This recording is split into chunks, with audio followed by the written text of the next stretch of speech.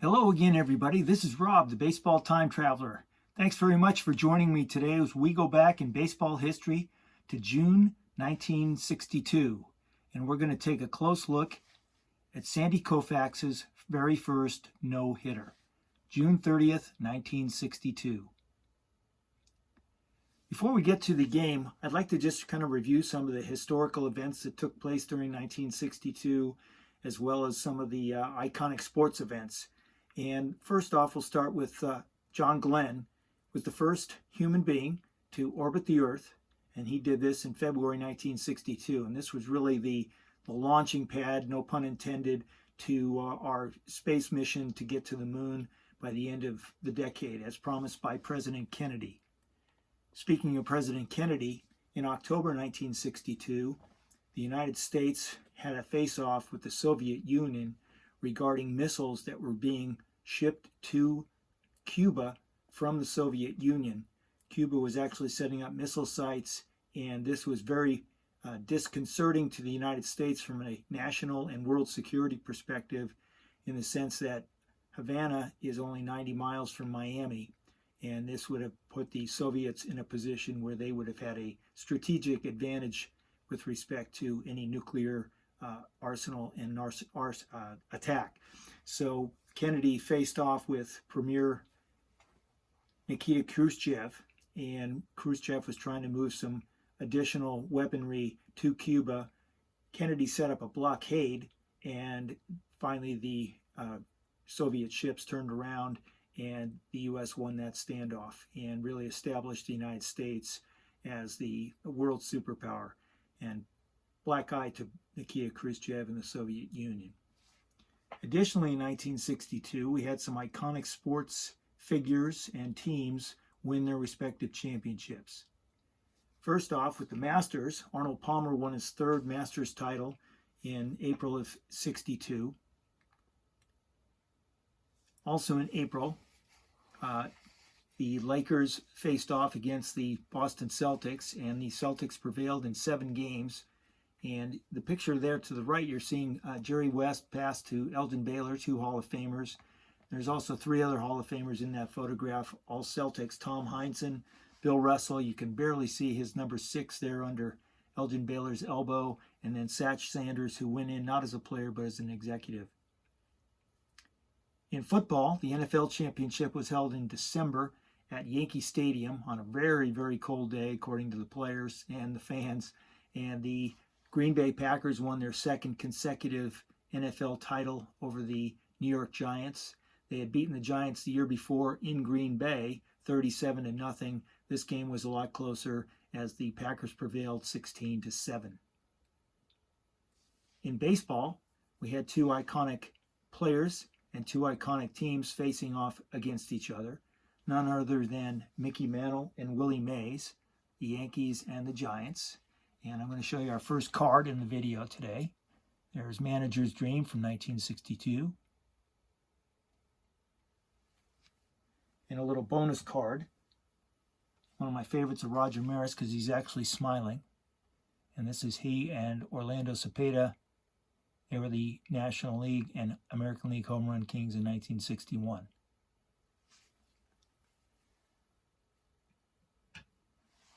The Yankees prevailed in 7 games.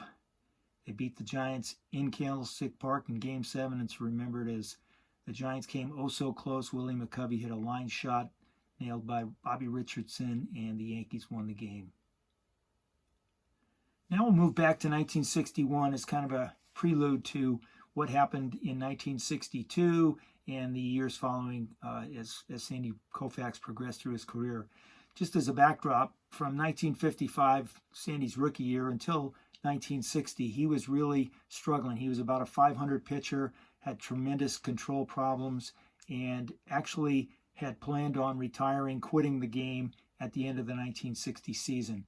But he was convinced to give it one more shot, and in 1961 arrived at spring training. And as the story goes, there was a split squad game where the Dodgers traveled to Orlando and played the Twins, and Sandy was on that trip with reserve catcher Norm Sherry, and Sandy walked the first 3 batters in that game, and Sherry apparently went out to the mound and told Sandy the following message. Essentially, Sandy, ease off, slow it down a little bit, take some velocity off your pitches, just throw to my glove. Next thing you know, Sandy strikes out the side, and the rest is history, because what they found after this, Sherry noted that Sandy actually gained velocity by easing off on his pitch. The mechanics allowed more of a whipping action with the arm, and that caused a greater speed on the ball. So that was the magic pill, and Sandy went on in the 1961 season to compile an 18-13 record compared to his 1960 record where he was 8-13. So, and Sandy also in 1961 established a new National League strikeout record of 269 strikeouts.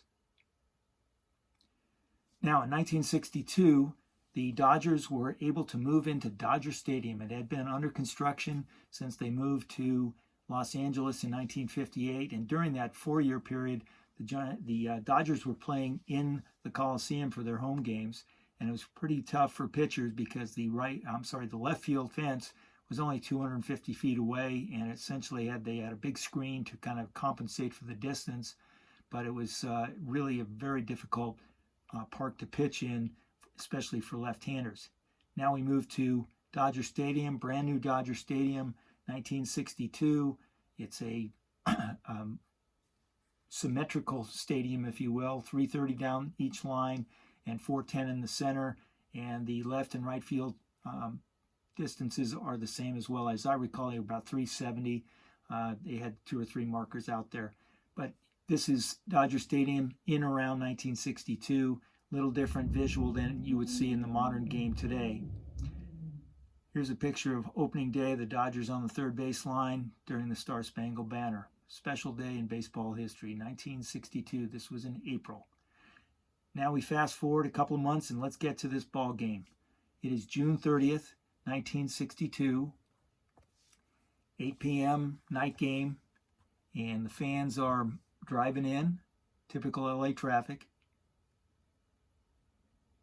And we start off with our respective managers. We've got Casey Stengel leading the Mets, and the Mets, as you probably know, 1962 was their first year in existence. They were an expansion team, and they came into Dodger Stadium that night with a fantastic 20-52 record. And here's Casey's card. On the other hand, the Dodgers were blitzing the National League. They were 21 games over 500 already at the end of June at 50-29. And here's Walt Alston's card.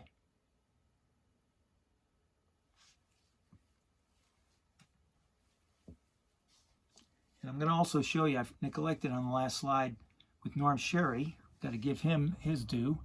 And there's Norm's 1962 card.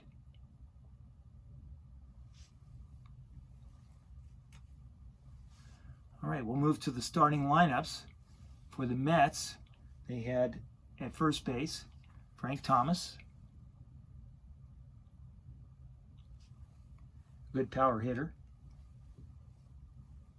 At second base, Elio Chacon.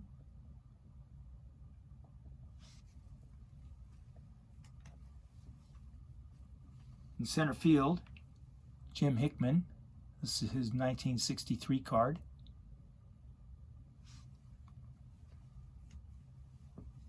In right field, this is Cliff Cook, his 1962 card showing him on the Reds. And just to maintain the Mets theme here he is in his 1963 card donning a Mets cap. Behind the plate, Chris Cannizzaro.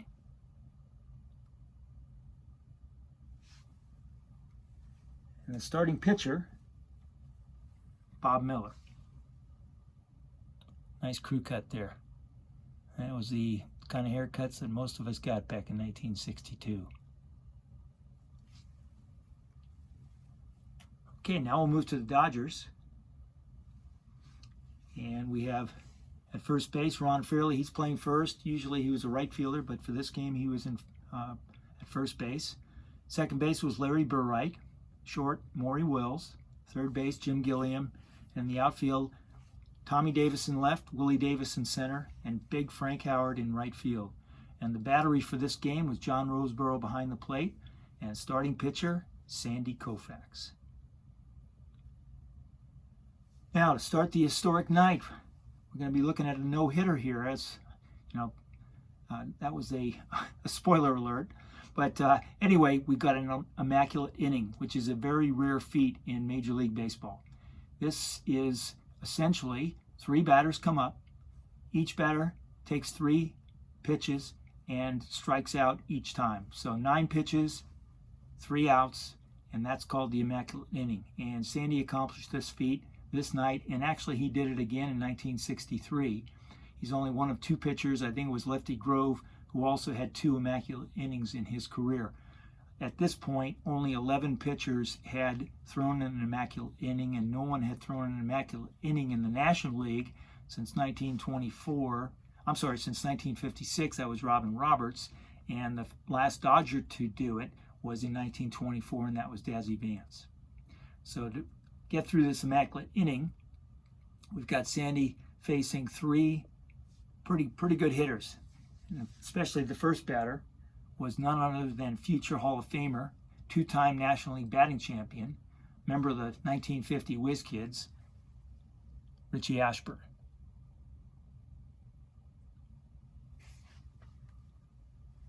The next batter he faced was rookie Rod Cannell.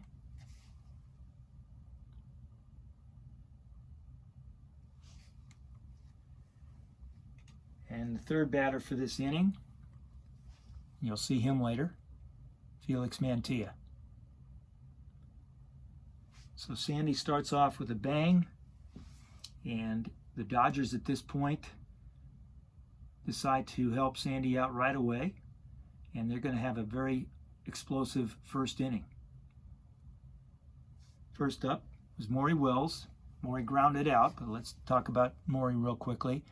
This is the 1962 season. He's in the midst of compiling what was going to end up being the National League record and Major League record, frankly, for total stolen bases. He finished 1962 with 104 stolen bases. Quick history on Mory's baseball cards. He does not have a Topps card until, I believe, the 1967 set where he was on the Pittsburgh Pirates.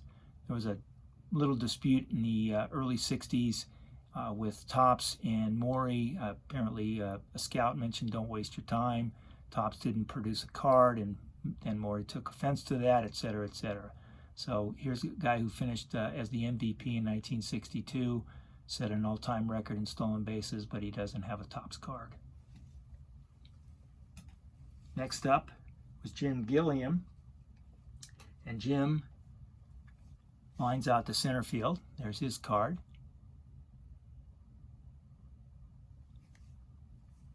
And now the fireworks begin. Here's the heart of the order. And we'll take a look. Willie Davis, and I apologize, I don't have any photographs of night baseball at this point, so just use your imagination. This was a night game, and these players, I'm going to just show you their cards. Here's Willie Davis. Starts off the thing with 2 outs, but he hits a triple.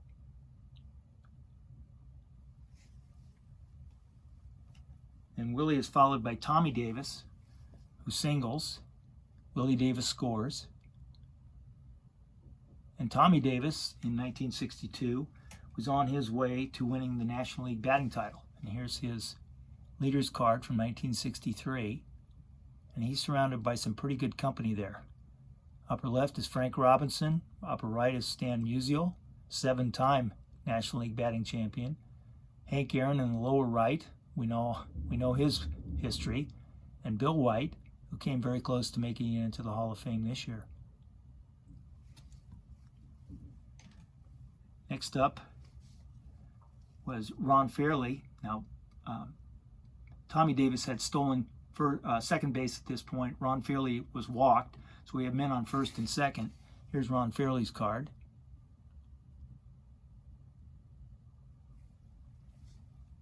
Now big Frank Howard comes up. Frank singles, and that knocks in Davis.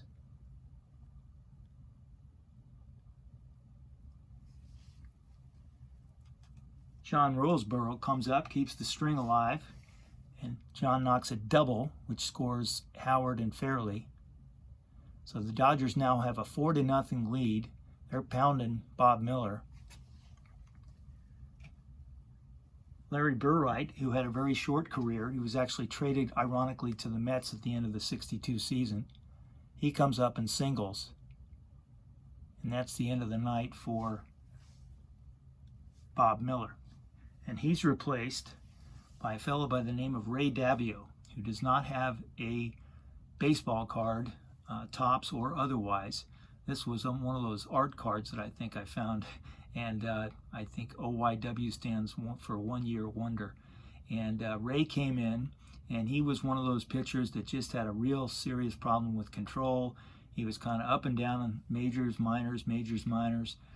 The Mets were trying to give him a shot. Obviously, as an expansion team, they were going to pull out all the stops. But Ray came in. At this point, I don't think he had a decision, and he had a 7.97 ERA. But this ends up being probably his best performance. He ends up finishing the game throwing a 5-hitter, basically. He came in with 2 outs in the first, so he finished 7 and 1/3 inning, and only gave up 5 hits and struck out 7. So Sandy's now proceeding along. He's cruising. He's on cruise control, and he's just mowing batters down, and he's in full control. In fact, the pitching coach at the time commented that he had never seen Sandy have such effective stuff, especially his curveball that night.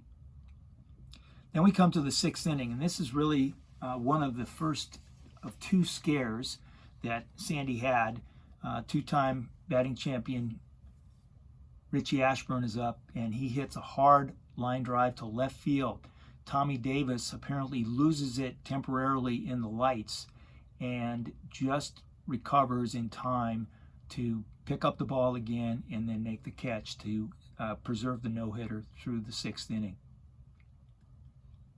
In the 7th inning, Frank Howard comes up and pops a home run. That was his 2nd home run of the series in consecutive nights. So that puts the Dodgers ahead 5-0. Sandy then comes to the 9th inning, and he faces Gene Woodling, who was a longtime player, had a lot of success with the Yankees back in the early 50s. And here's Gene's card.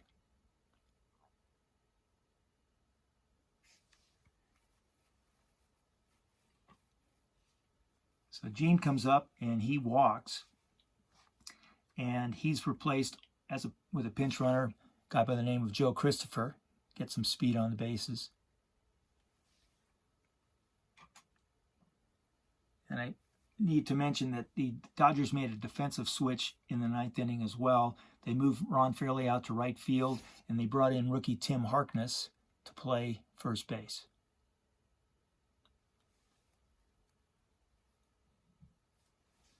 So at this point now, Sandy's facing Richie Ashburn, and Christopher's on first. Richie grounds to shortstop.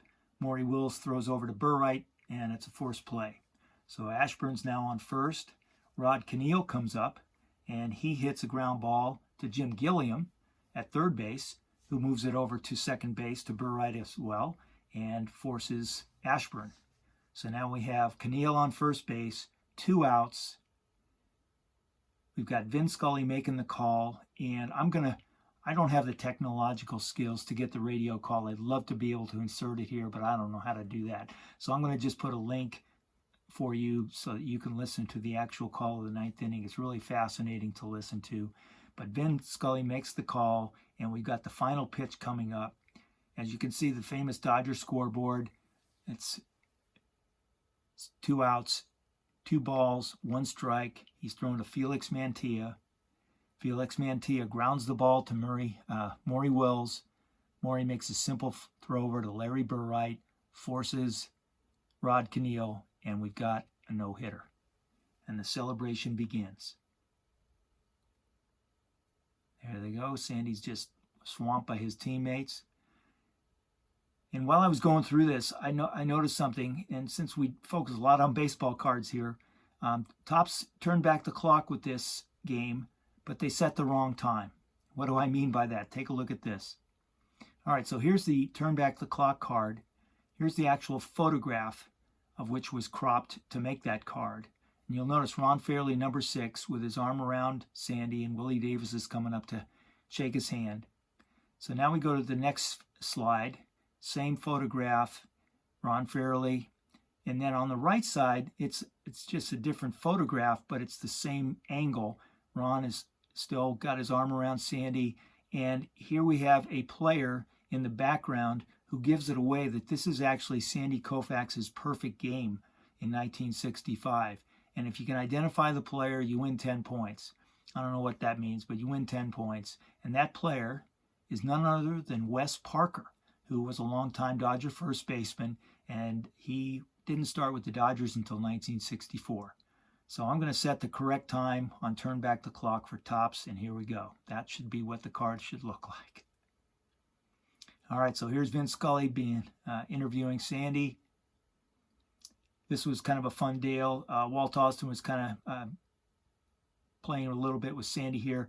Obviously, they're recording the fact on the chalkboard. Dodgers win 5-0, no hitter.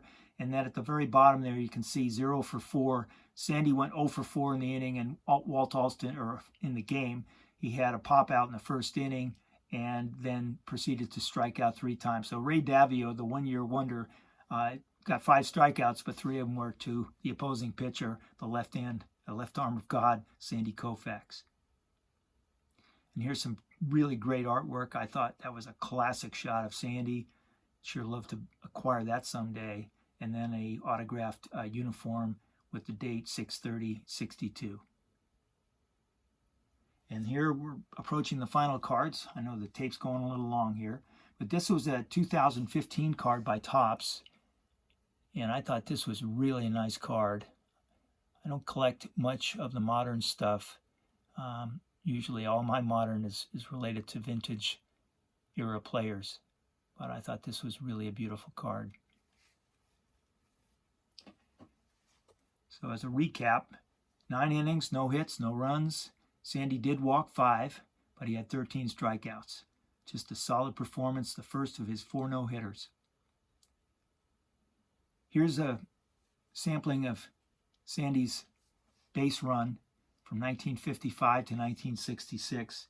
And I would sure love to say I have all these cards, but I don't. But I do have a few, and I thought I'd end the video showing you what I do have, because there's some, Sandy's got some great cards, obviously. And here's his 1959. Great smile, great colors on that card. Here's his 1961.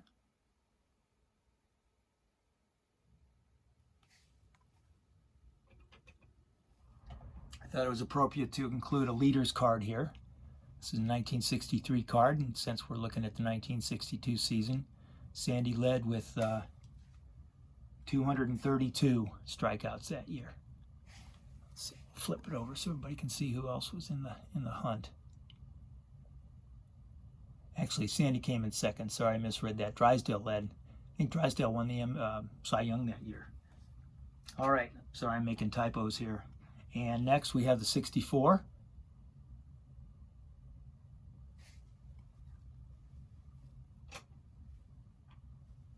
The 1965. Good looking card.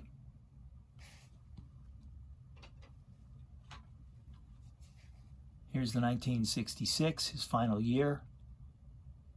And you may be wondering, hey man, we're looking at 1962. Where's the 1962 Topps? All right, let's end with a bang. Here we go. Sandy Koufax. And that's a wrap. Everybody, I really want to thank you for watching. Really appreciate all the kind support. Get a lot of nice comments, and I really can't thank you all enough. And I will look forward to seeing you next time.